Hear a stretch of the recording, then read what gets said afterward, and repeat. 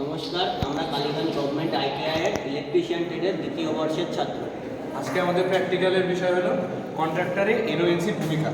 আমরা এই ড্রয়িংটির অনুসারে এখানে সার্কিটটি তৈরি করেছি।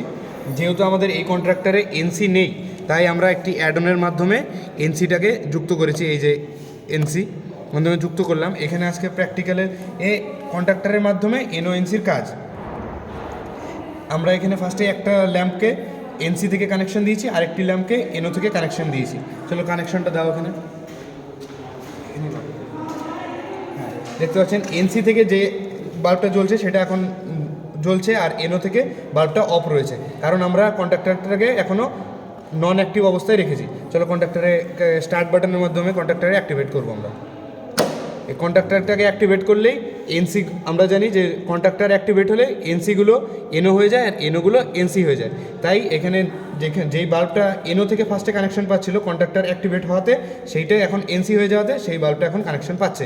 আর যেটা ফার্স্টে এনসি অবস্থায় কানেকশন পাচ্ছিল, এখন সেটা এনও হওয়া যাওয়াতে কানেকশনটা পাচ্ছে না, তাই এই ল্যাম্পটা বন্ধ রয়েছে। তখন স্টপ বাটনের মাধ্যমে আবার কন্ট্রাক্টর ডিঅ্যাক্টিভেট করে দাও।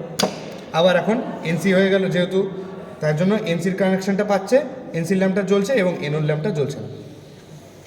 ধন্যবাদ। এটি আজকে আমাদের প্র্যাকটিক্যালের বিষয়।